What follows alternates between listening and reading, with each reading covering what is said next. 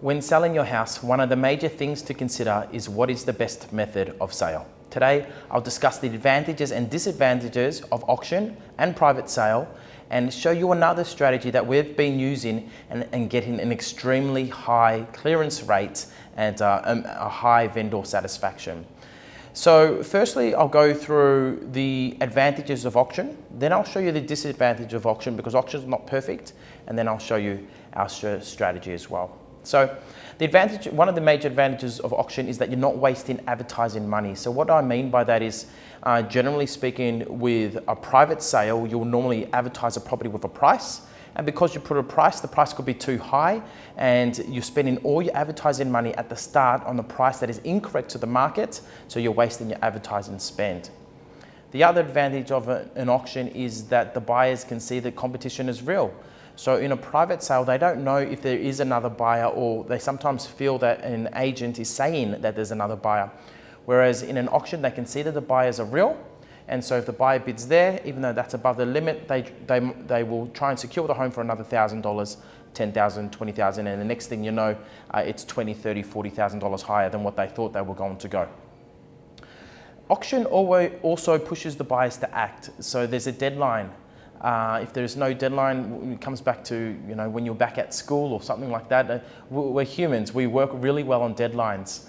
And so if you've got a date there, you're forced to get your finances in tune, you're forced to make sure you get your inspections done and everything's on track, your paperwork's on track, so you can buy the house by that date. Whereas on a private sale, things can be delayed. On the subject of days, the average day on market for an auction in Victoria is a lot less than the average day on market of private sales. So even if you're not in a rush, it's always good to get a sale quicker rather than later, so the shorter days on market.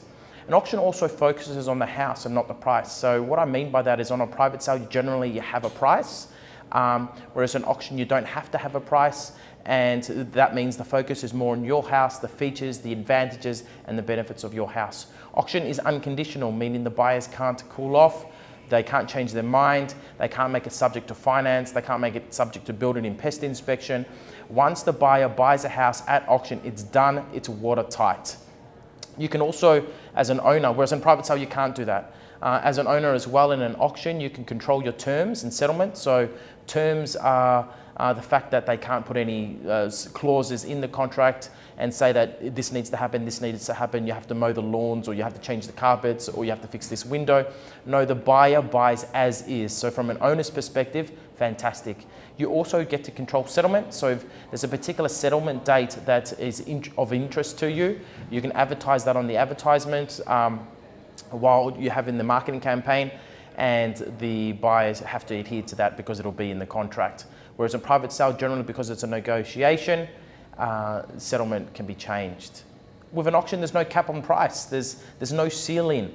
So if we've once sold a property for over $1 million over reserve price. So anything is absolutely possible with an auction. It's uncapped. There is no ceiling. It can go to anything, and we've seen some amazing things happen.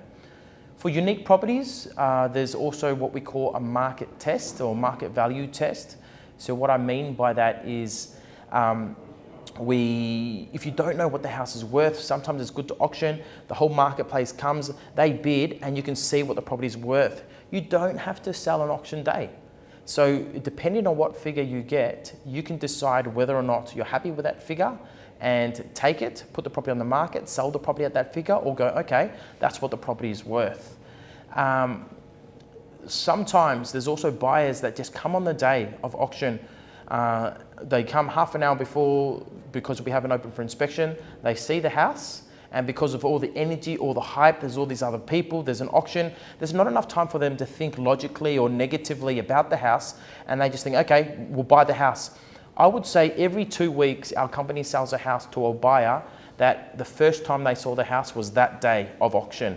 Sometimes we even sell it to buyers where their partner or their couple isn't even at the auction, and they call up their partner after the auction and say, hey, Bob Smith, I just bought a house, and we're waiting in anticipation, hoping that the partner's okay with that. So it's quite interesting what can happen. Whereas in a private sale, a buyer would walk through the open for inspection, even if they had no interest in the house.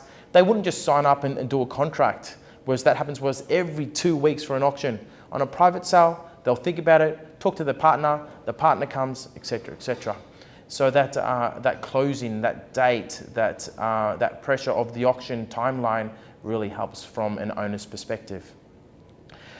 An auction has all the advantages of a private sale as well. So there's advantages of a private sale, which I will run through momentarily. An auction has all those advantages. There is 2 disadvantages of auction. One is the cost, depending on what company you go with, is depending on what cost. We're pretty reasonable, our firm. The other disadvantage is this, and I will draw it for you.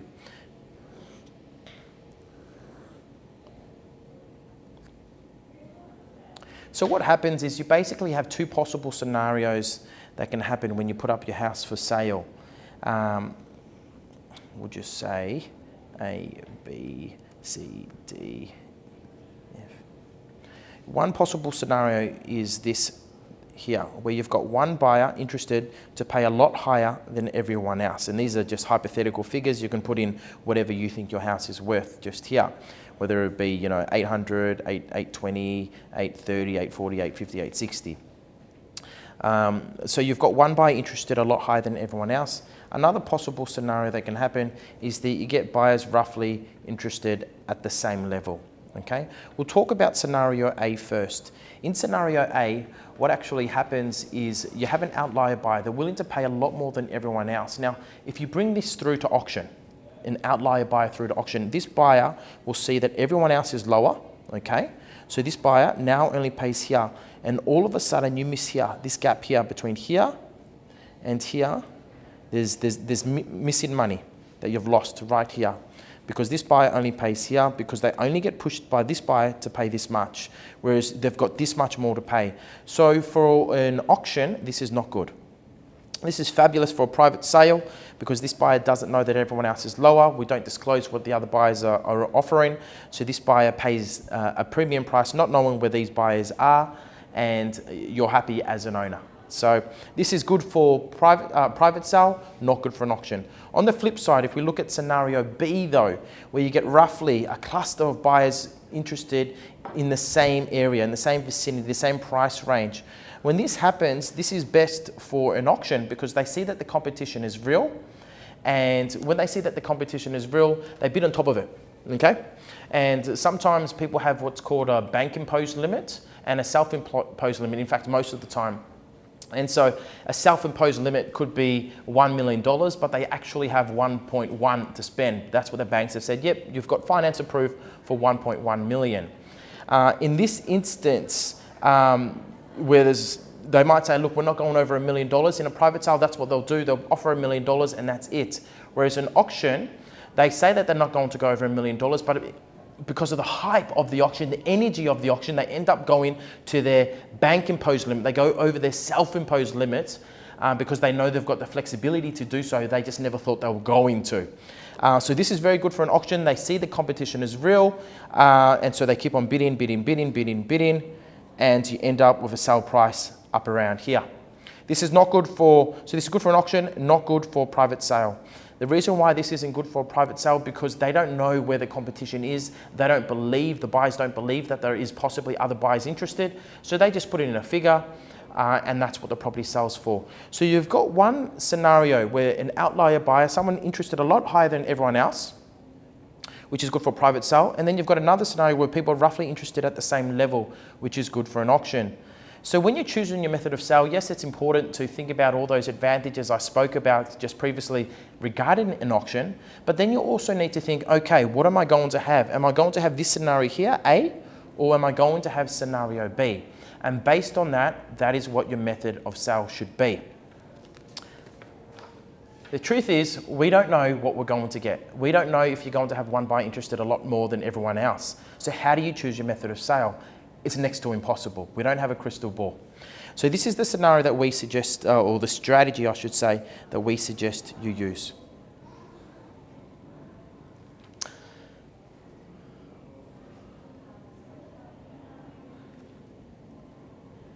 Okay, so we've got the start here. This is the start of the campaign.